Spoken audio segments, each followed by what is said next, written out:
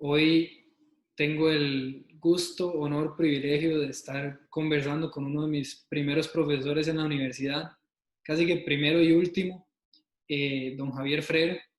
Don Javier es el actual director de negocios internacionales en Grupo Bosel. Él estudió administración, tiene diferentes estudios de posgrado, entre ellos una maestría en Aiden Business School y un CEO Management Program en Kellogg Executive Education. Don Javier, muchísimas gracias por el espacio y por las lecciones a través de 3 años en la U. Y me interesaría saber cómo fue ese proceso de conocer los negocios, porque viendo su currículum, todo ha sido muy lineal en la parte de negocios. Entonces me imagino que desde pequeño o saliendo del cole ya había una inquietud por este mundo.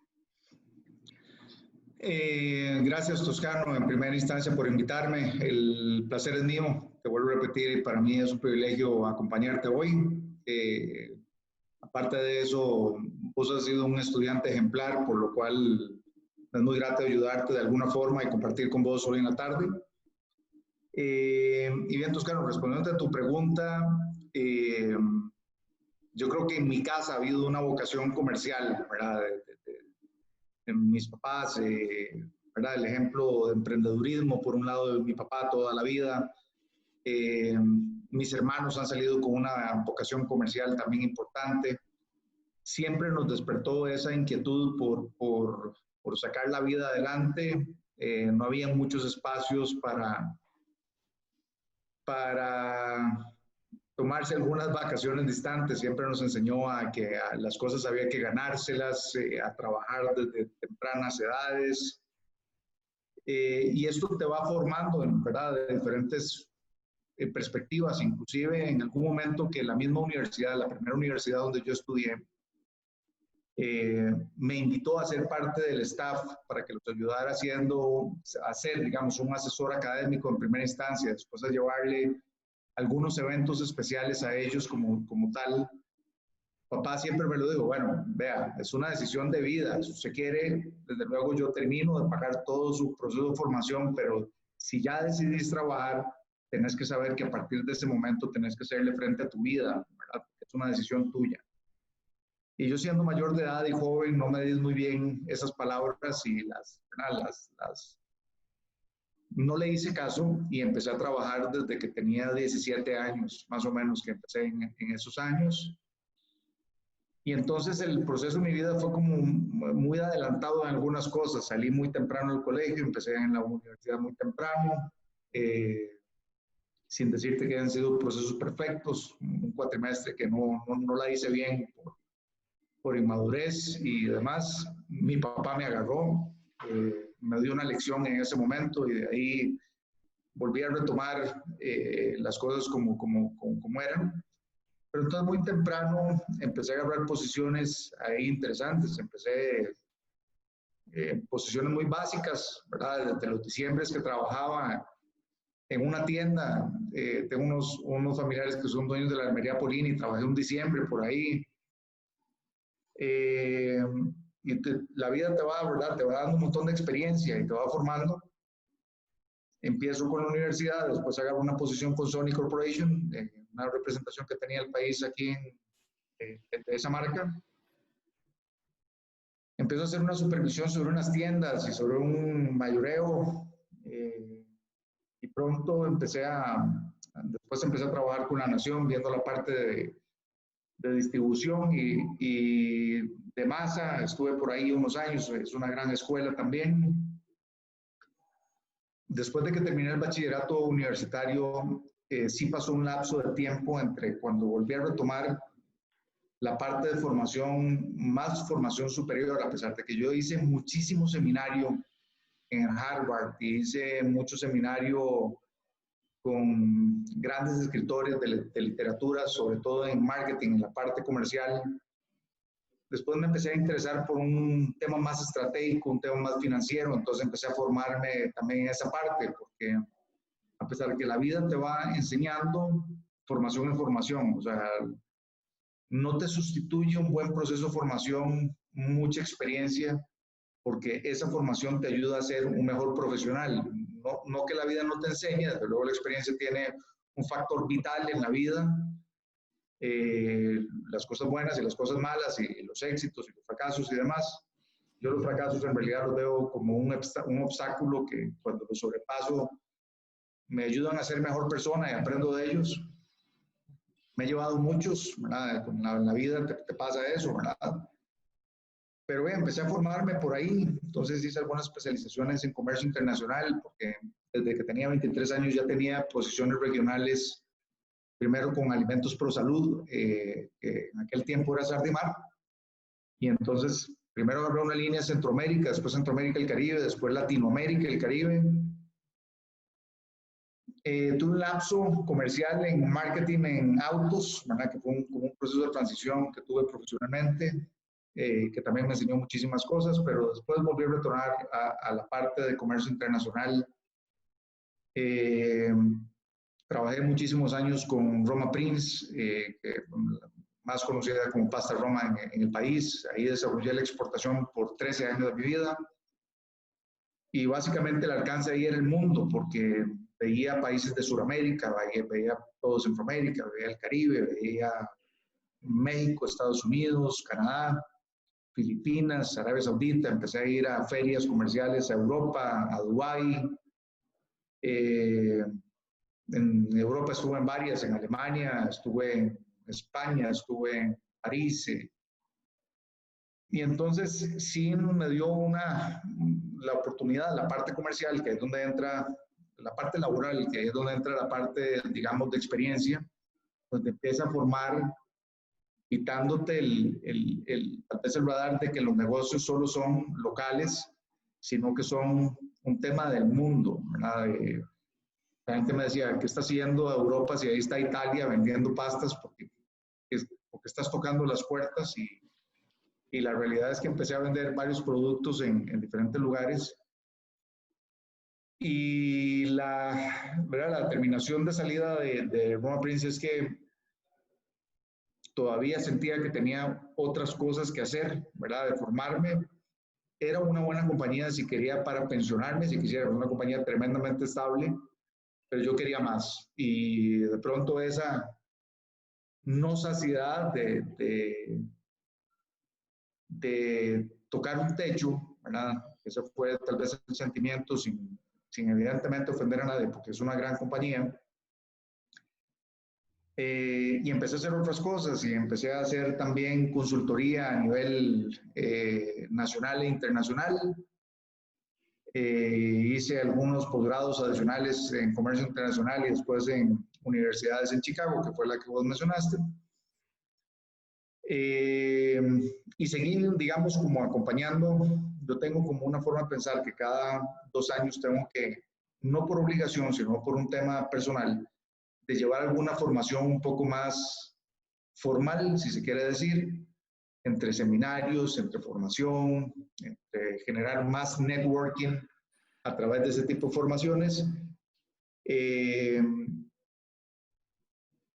Y de ahí, entre consultorías y viajes que tuve que hacer a República Dominicana, volví a conectar con Grupo Bosel. Yo a Grupo Bosel le vendía anteriormente, digamos, con otras compañías, y me toqué casualmente un restaurante almorzando al gerente general y dueño de esa compañía en República Dominicana, en la ciudad de Santiago.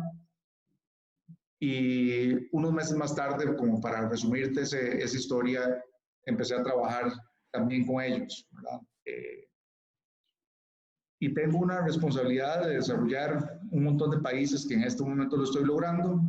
A pesar de la pandemia, ese networking te permite saber a quién le toca la puerta, a quién le pegas una llamada, cómo formar esos negocios. Tengo más líneas de negocios en este momento en términos de categorías como galletas, ¿verdad? Como pastas, como harinas, y varios proyectos más que vienen de camino.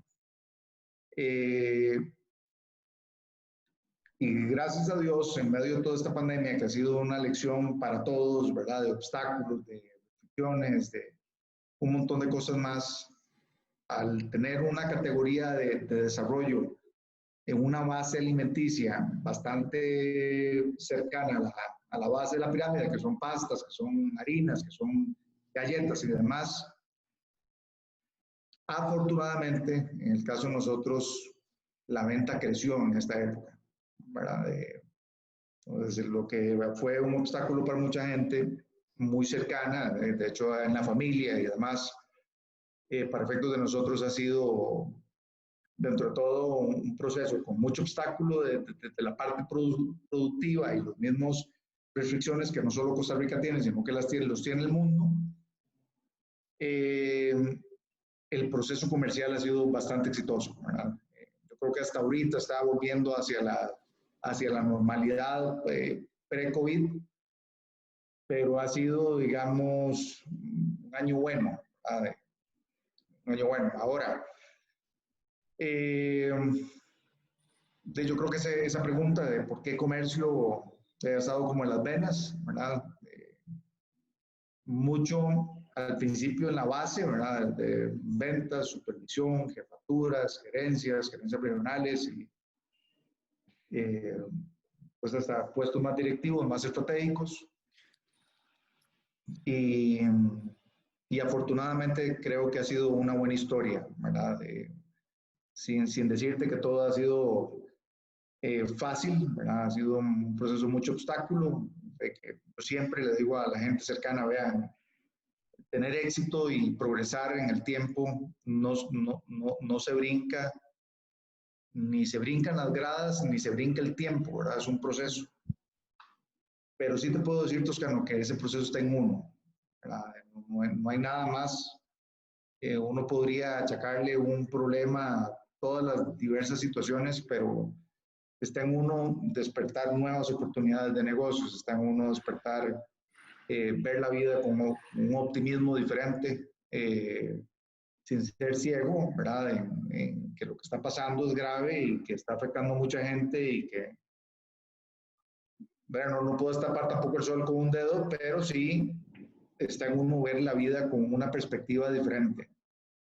Y desde luego en estos momentos, sobre todo, requerir mucho más esfuerzo para que las cosas sucedan bien. Hay un contacto con la gente bastante diferente, que tal vez para la gente joven es muy nato, pero ya los que tenemos alguna edad, digamos, más intermedia, más media, nos dimos la obligación de hacerlo bien, de profesionalizarnos, de buscar herramientas, y bien, ¿verdad? Sacar las cosas adelante, eso es.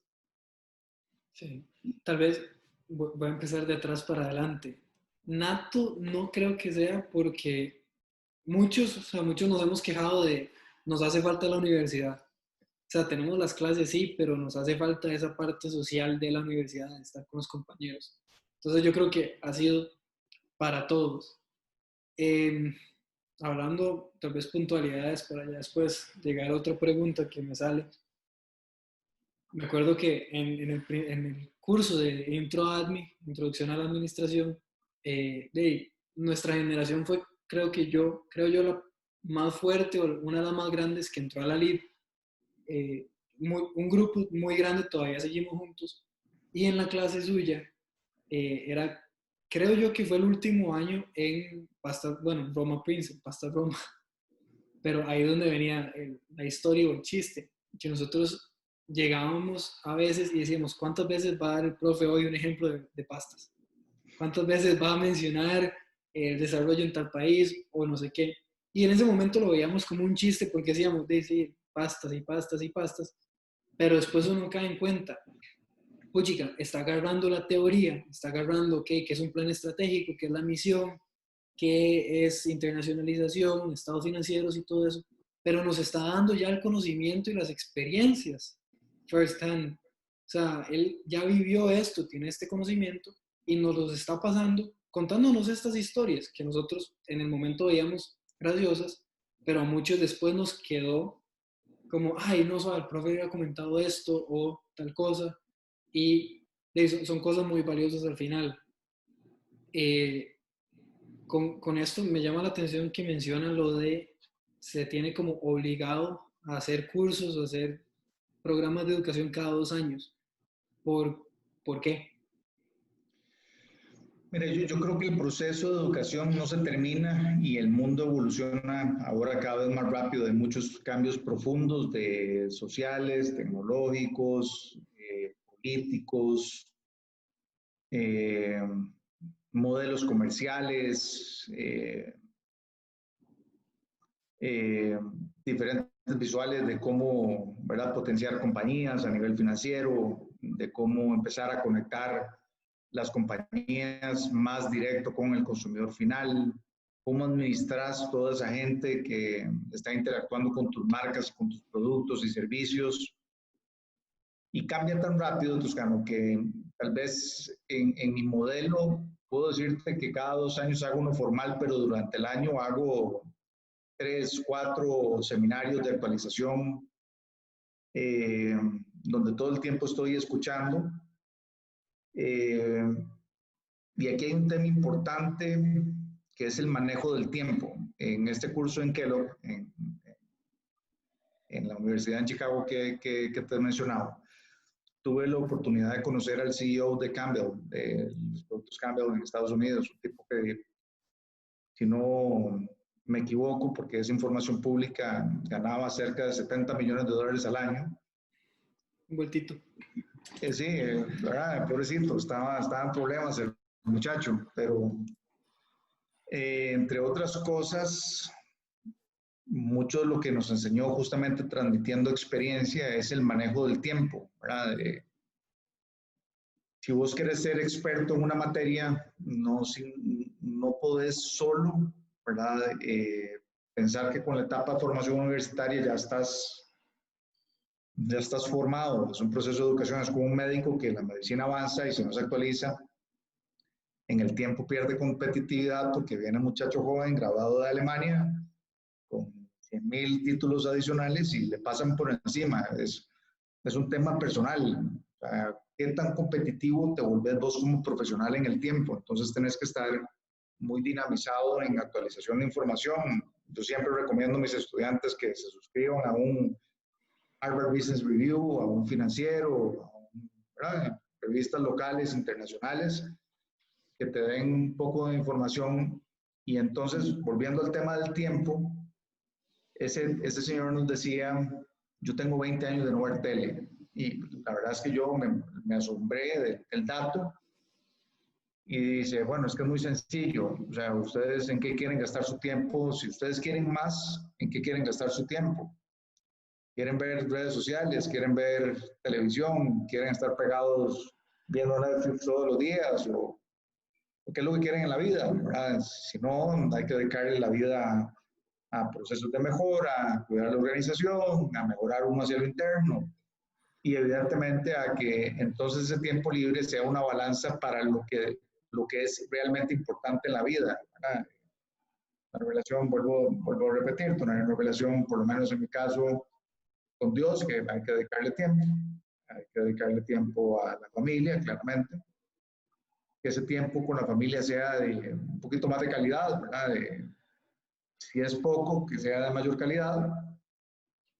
Y la verdad es que es algo que hay que cuidar muchísimo, la relación de pareja, la relación con los hijos. Y he conocido, ¿verdad?, varios amigos que dicen, mira, me pasé la vida viajando y hoy no conozco a mis hijos, ¿verdad? Eso es algo un poco doloroso, ¿verdad?, en el tiempo. Pero bueno, volviendo al escenario del tiempo, tenés que cuidar muy bien el trabajo y también uno tiene una obligación de autoformarse. Hoy uno tiene la oportunidad de ser autodidacta, de buscar información en la nube, de ver videos, ¿verdad?, de vincularte con universidades en línea. Casi que todas las universidades premium en el mundo tienen cursos online no tan caros.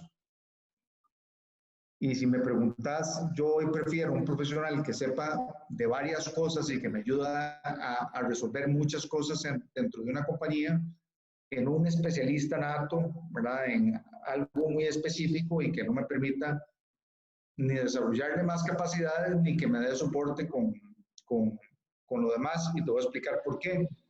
Uno no es perfecto, ¿verdad? Uno tiene deficiencias en algo. Las tenés en la parte financiera, o las tenés en la parte comercial, o las tenés en la parte estratégica o en el campo que vos querás mencionar. Entonces, si uno se hace un FODA interno, ¿verdad? Y uno dice, bueno, ¿dónde tengo mis debilidades y a dónde podrían estar mis amenazas? Y trabajar sobre eso día y noche, guardando espacio evidentemente para descanso y las otras cosas. Poco a poco vas a ser mejor profesional, pero cuando uno tiene ese autoanálisis, uno necesita contratar equipo que le dé balanza a donde no está sólido. ¿Ok? Entonces, uno forma equipos y balancear donde no está sólido. Pero donde no está sólido, no es que vas a poner a alguien y echarle las culpas si algo pasa mal. Cuando uno está en una posición más directiva, más de dirección, más amplia, no puedes echarle la culpa a alguien más porque algo no salió bien. Tienes que procurar que en el tiempo esas deficiencias las vas nivelando. Y esa nivelación solo se logra con formación. O porque te traes a alguien muy bueno y te ayuda a formarte, o porque recibís más formación y empezás a implementar una serie de metodología que probablemente si no recibes esa formación no sabes cómo hacerlo. Entonces, todo depende de cómo quieras proyectar tu futuro. Entonces, si uno dice, bueno, todavía no es suficiente, yo creo que puedo lograr más, entonces empezar a nivelar donde tenés debilidades, o idiomas, o formación, y entender muy bien también las debilidades para que justamente no asumas roles que no te corresponden. Es decir, si tu personalidad es un poco tosca y sos de carácter un poco pesado, lo ideal es que no tengas vos ese rol con la gente directo porque no vas a ser la mejor herramienta para eso. Pero si lo tenés claro, puedes tener gente que haga eso y mejorar tus skills en el tiempo. Entonces, tal vez no es un tema de cada 2 años, es un tema que yo lo hago, lo practico. De hecho, este año me tocaba y COVID no me dejó, tuve que hacer algunas en línea. Pero sí no puedes pensar en parar de formarte nunca. O sea, es un error. La gente cree que, no, es que ya estoy muy viejo para volver a estudiar y no, ya saqué la maestría, no vuelvo a estudiar en mi vida. Y parece que es un concepto bastante erróneo del proceso de formación. A mí, o sea, ahora que hice esto de no parar de estudiar y de que dicen que están muy viejos, el claro ejemplo, por lo menos que ambos conocemos, es a Cristian Gutiérrez. Yo a él siempre se lo he dicho, en la primera clase, el primer cuatri de la U, yo teniendo 18 años y ya sus años, me lo topo y yo, wow, o sea, ¿qué está pasando aquí? Este señor podría ser mi papá. Y ahora tengo una relación muy cercana con él, y más bien yo le aprecio y le digo mucho que es un ejemplo, porque no solo para nosotros jóvenes, sino para sus propios hijos. Y más que él tiene hijos menores que yo, entonces es, ¿cómo no voy a estudiar? O sea, ¿cómo no voy a hacer mi tarea si mi papá está estudiando también? Entonces hay una sensación ahí, un reconocimiento. Y también para nosotros, compañeros, de decir, oye, chica, dice, él ya tiene su carrera, tiene su empresa, tiene todo, pero igual sigue queriendo y sigue relacionándose y sigue aprendiendo. Entonces, ese es, y yo siempre se lo reconozco y se lo agradezco y se lo aprecio. Ahora, eh, con todo esto de aprender en diferentes lugares, trabajar a través de todo el mundo y como dice lo de poner a alguien a hacer el trabajo que yo no puedo hacer, ¿cómo? O sea, me interesa saber dos cosas. Una gran lección o una lección del trabajo en equipo internacional y un gran reto de ese mismo.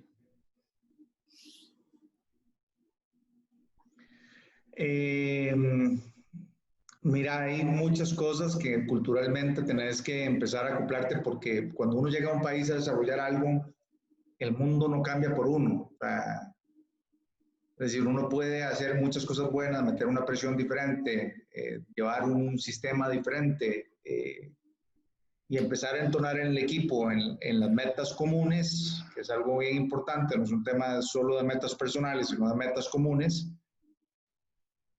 pero hay que tener un profundo respeto por los hábitos, por la parte cultural, la forma de pensar. Ahora con esta compañía que estoy en República Dominicana, es una gran compañía. Es un tema que me costó mucho tiempo pensar y definir si era lo que quería hacer, digamos, a futuro, y por dicha no me equivoqué. Es una compañía muy grande dominicana. Una de las cosas que ha sido muy interesante es, no es lo mismo cuando vos llegas a trabajar a República Dominicana y haces un negocio, visitas un supermercado, tenés una cita, haces un plan comercial y te volvés para tu país, a cuando ya trabajas 100% con una compañía que tiene una culturalidad diferente, ¿verdad? Entonces, ha sido súper simpático, ¿verdad? Ha sido muy enriquecedor también. Me he topado con una calidad de profesionales interesantísima, pero justamente lo que estás diciendo, tenés que formar un equipo no solo internacional para los países donde estamos empezando no empezando, porque ya tenemos un camino amplio recorrido, pero que estás empezando a montar una estructura de frente. Tenés que, ¿verdad?, acoplarte, que te entiendan, y en la medida que sea muy específico, muy claro qué es lo que querés, es más fácil, digamos, sacar la tarea adelante, porque indiferentemente del proceso cultural, cuando vos pones las reglas claras, las cosas claras, pones un norte claro hacia dónde querés ir, qué es lo que querés lograr y cómo querés lograrlo, es más fácil que la gente te entienda y te pueda seguir, digamos, en una posición de liderazgo. Pero así como he tenido, digamos,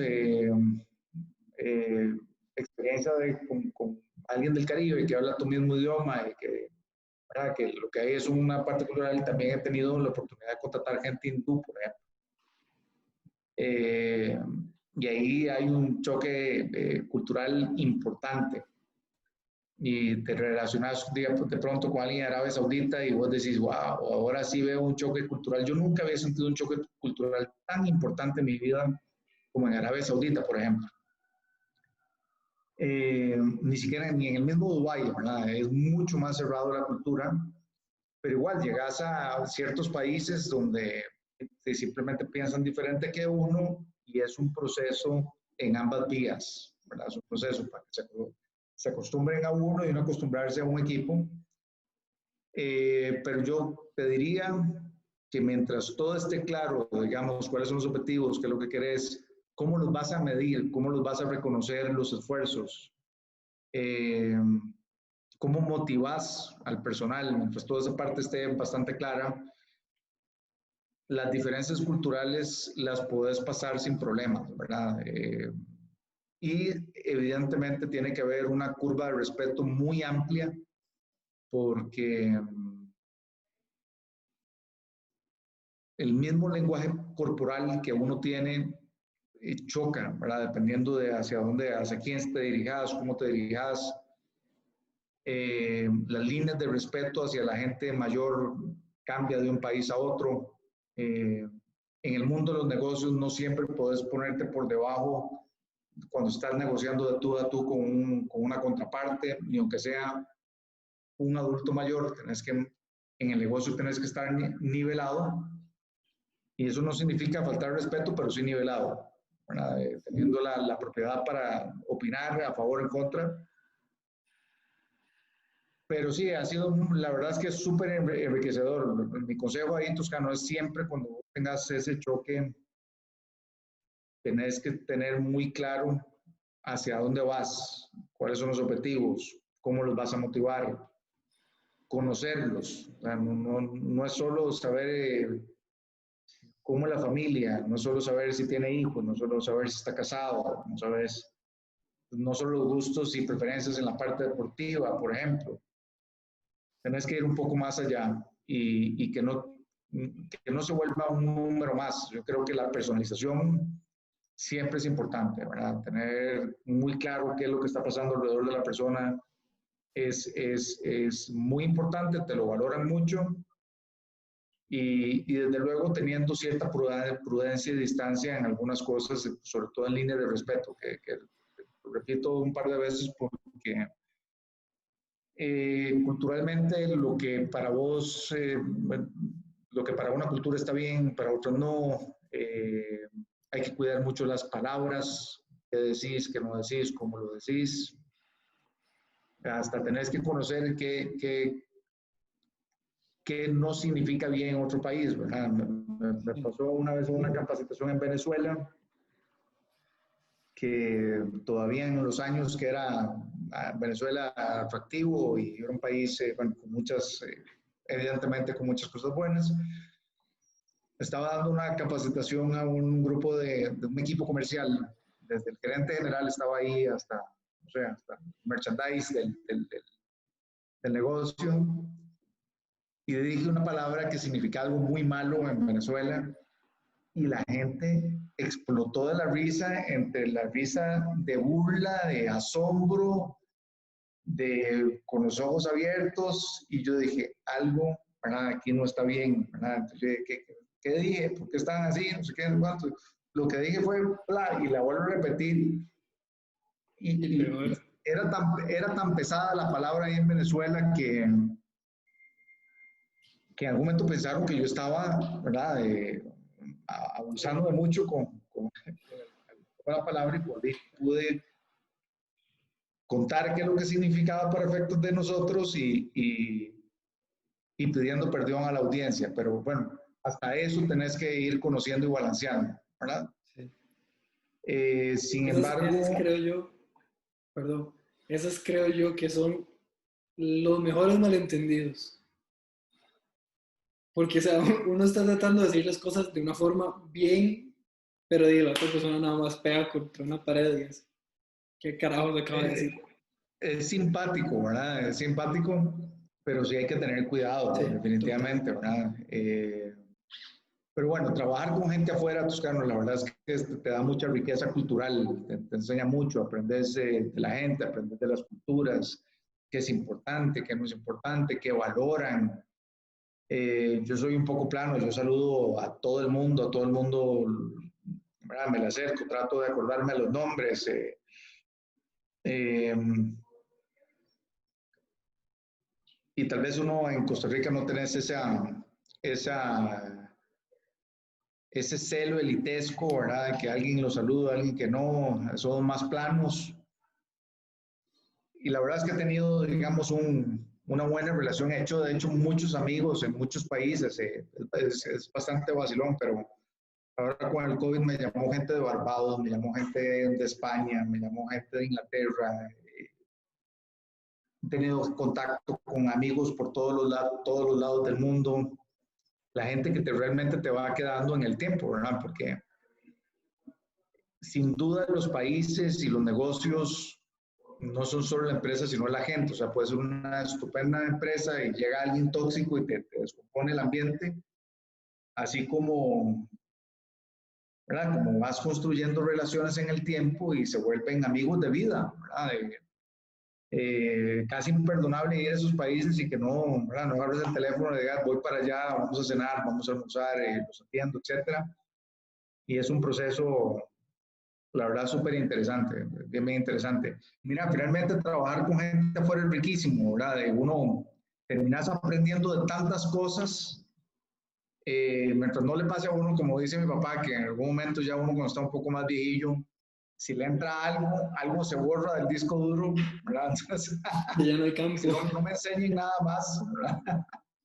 No, pero finalmente se vuelve, generas ¿verdad? Una experiencia muy diferente yo les conté muchas veces en clase muchos de los grandes tropiezos de muchas compañías en el mundo porque no hacen una clara investigación y esa investigación no es solo la comercial, ¿verdad? Tenés que averiguar mucho más. O sea, yo comúnmente antes de ir a un país que no conocía, investigaba un poquito de población, ¿verdad? De economía, de datos interesantes del país y otras cosas porque es una vía para que para que puedas entablar conversación y relación con muchas de la gente, ¿verdad?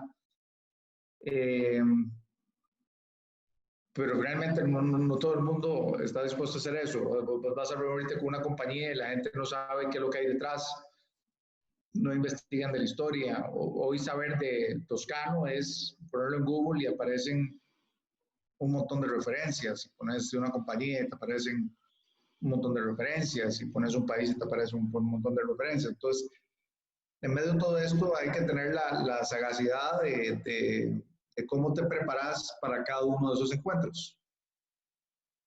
¿Ves? Sí. Hay algo, ahora que mencionas las clases, y no me puedo ir sin preguntar esto, también para ir terminando, me quedan dos preguntas. ¿Cuál es, esta es una, cuál es el reto y llamémosle, el mayor aprendizaje igual, pero de dar clases? ¿Me estás preguntando en línea por lo que está pasando ahora No, o en no, general? en general, o sea, el reto y el gusto de dar clases. Bueno, hay muchas cosas que tenés que hacer desde el punto de vista de... Yo no soy un profesor de profesión, ¿verdad? Lo que he aprendido a dar clases transmitiendo materia con un poquito de base en experiencia. Y entonces probablemente ahora les hablo más de galletas que de pastas y otras cosas, pero... De hecho sí. Pero no importa, pero es esa experiencia, eso es valioso. correcto. Pero yo creo que hay que conocer a la gente un poquito. Hay que entender dónde es que dónde despertar la curiosidad de la gente. A veces tocas un tema y alguien opina mal y alguien se pone bravo y cuando yo veo esas discordias en realidad las aprovecho muy bien para generar conversación, no por el lado negativo, sino para generar conversación, romper el hielo y de pronto le tiro preguntas aleatorias a uno que otra persona, porque te das cuenta que no está poniendo atención. Entonces, capturar la atención de la gente no es tan fácil. Yo comúnmente he dado clases en la noche y en la noche es todavía más difícil porque la gente está cansada, porque la gente no está acostumbrada a recibir clases en la noche y entonces, si se vuelve un monólogo, entonces de pronto ves a alguien dormido en la clase y uno como profesor, la verdad es que se siente medio mal, ¿verdad? Cuando ves a alguien, pues decir, o sea, está tan aburrida la clase que veo a alguien cabeceando. Y entonces tenés que volverte muy dinámico. Yo uso mucho lenguaje corporal y demás. Pero yo creo que una de las grandes obligaciones que nosotros tenemos como personas es justamente retransmitir. Tienes que transmitir conocimiento, tienes que transmitir experiencia, tienes que dar consejos de vida, tienes que dar consejos empresariales. Yo sé que la mayoría de la gente no aprendemos por cabeza ajena, pero en la medida que pasa el tiempo y uno va madurando más, aprecias muchísimo más un consejo, ¿verdad? Escucharlo, realmente no es que pase recto, sino escucharlo y aprender desde ahí. Entonces, yo comúnmente hablo en la clase de muchas de las experiencias, más que todo porque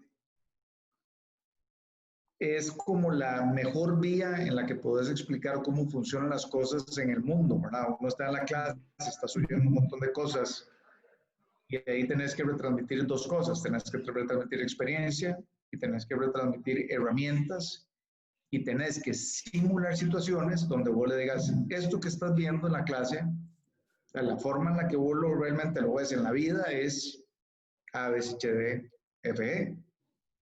Y este es mi mejor consejo, digamos, desde esa perspectiva. Entonces te volvés, de cierta forma, un mentor. Transmitís conocimiento. Obviamente tenés un guión, tenés objetivos de clase y otras cosas, pero también te volvés un mentor. Y en mi caso ha sido muy interesante porque ya voy para unos 3 años y pico de dar clases y hay estudiantes digamos, desde los primeros cursos que me siguen llamando por una o por otra razón para diferentes cosas, para que los ayude con un negocio, para que le dé mi criterio para una asesoría, hasta para consejos personales, ¿verdad? Son un poquito más comprometedores, pero uno trata de siempre de que ese consejo, esas palabras realmente sean con la mejor intención posible a ayudar a los demás, ¿verdad?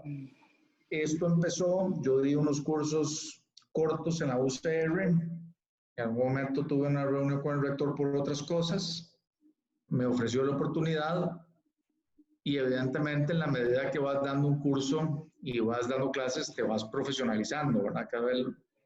Yo creo que uno cada curso lo va haciendo mejor. Ves las encuestas de medio periodo y las finales y ahí aparece lo bueno y lo malo, porque es como... Y yo trato realmente que sea así, o sea, que como por sí yo no puedo ver quién es el que lo hace, la verdad es que aprecio las críticas negativas, las agarro constructivas y las positivas las agradezco muchísimo. Gracias a Dios a hoy han sido mucho más positivas que negativas, pero de siempre aprendes, ¿verdad? Siempre estás por ahí aprendiendo, ¿verdad? Y entonces lo veo más que todo como un modelo para cumplir con una tarea personal que yo creo que es retransmitir.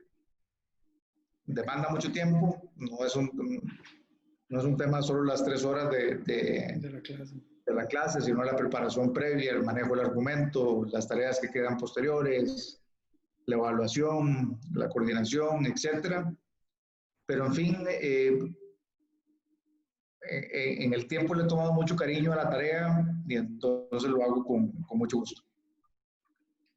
Ahora, bueno, o sea, eso se nota en clases, la verdad, es yo siempre digo, aunque fuera de hecho fue la segunda clase que llevé porque antes, ese mismo día pasé por otra clase, no fue la primera, pero fue la primera clase de mi materia, o sea, de administración, y fue la primera clase que me gustó. Entonces, porque, o sea, destrezas para la comunicación, la verdad, no me llamaba mucha la atención, pero no es lo mismo un profe cualquiera que dé clases a un profe que de verdad le llame la atención a uno. Y ahora con todo esto de enseñar, estos episodios me gusta terminarlos con el ejercicio de un consejo para el sobrino. La historia es que hacia el padre o uno como hijo tiene que acatar lo que los papás dicen, pero hacia el sobrino es nada más como un consejo, o sea, no hay imposición directa. Entonces, ¿cuál sería ese consejo para un sobrino? De vida, pues. De vida. Yo tengo sobrinos, ¿verdad? Y entonces trato de aconsejarlos mucho eh, porque uno empieza a ver en la gente que uno quiere, ¿verdad? Y que aparte de eso son cercanos, empieza a verse a uno mismo, ¿verdad? En el tiempo, ¿verdad? Los errores de la gente joven y los procesos de aprendizaje de la gente joven. Obviamente con lo que uno sabe ahora, de pronto claramente los hubiera manejado diferente antes, pero al final del día es cómo, o sea, hay que pensar muy bien las palabras que retransmitís, por un lado, tienen que ser mensajes muy claros, pero siempre consejos con mucho cariño, ¿verdad? Yo creo que hay una intención muy clara, vos la ves cuando te dicen algo como de, ¿qué esperabas? Are you surprised? Nos decía un profesor cuando algo raro pasaba, y es un poco grosero manejarlo de esa forma, aunque tenga razón. Y entonces, manejar siempre los consejos con mucho cariño, pero entre otras cosas, los consejos profesionales o los de vida que yo doy es que los límites se los pone uno en la cabeza. Los límites de, no, es que yo no puedo hacer eso porque no tengo las mismas oportunidades que fulano mengano, o yo no creo que yo pueda llegar a una universidad de ese perfil porque no tengo los medios económicos. Lo que te puedo decir es que todos esos nos que uno pone en la cabeza, los miedos que dan en emprender, en poner ¿verdad? Volver a arrancar, están solamente en la cabeza de uno. yo te aseguro que ninguno de los grandes empresarios en el mundo, ninguno sabía que iba a llegar donde llegó, evidentemente en el punto donde se encuentra. Hay que saber cuidar mucho, digamos, ese éxito de así de gente subiendo y gente bajando también.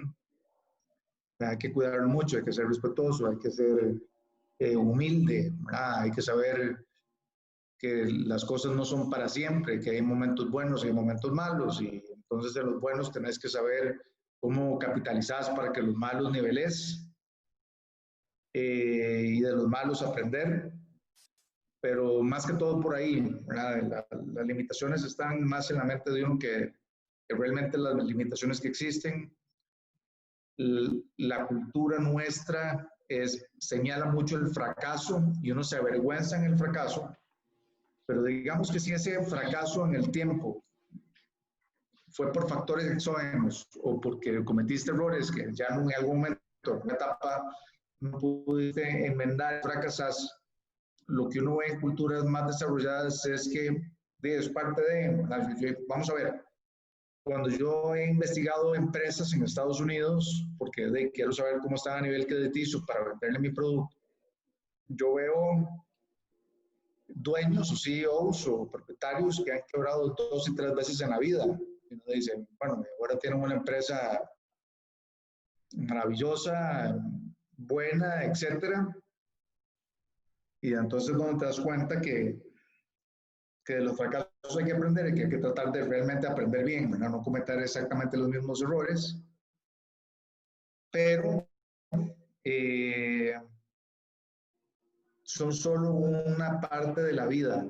La vida no se acaba con un fracaso. La vida te da muchas más oportunidades, y uno ve casos como los de un Amancio Ortega, ¿verdad? Que es un caso extraordinario, excepcional, que es el dueño de las tiendas Zara y Massimo Dutti y demás, que básicamente esa compañía la arrancó cuando tenía 40 y pico de años. Y uno dice, bueno,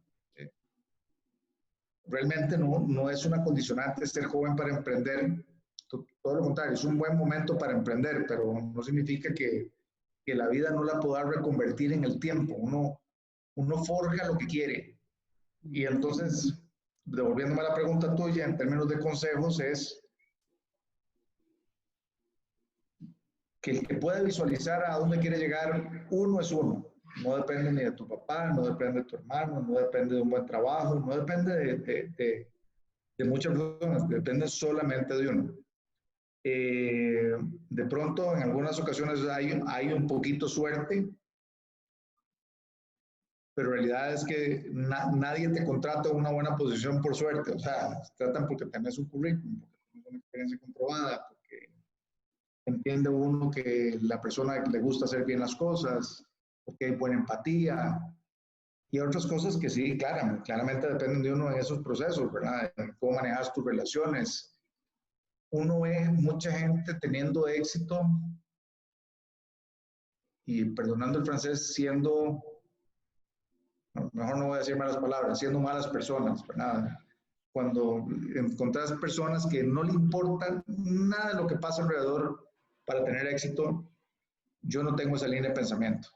Yo creo que uno puede ser muy respetuoso, puede hacer las cosas bien, puede ser muy claro, aunque no todo el mundo le gusta cuando uno es muy claro, pero esa parte la puedes hacer bien, y los límites están hasta donde te quieras ubicar en el tiempo, ¿verdad?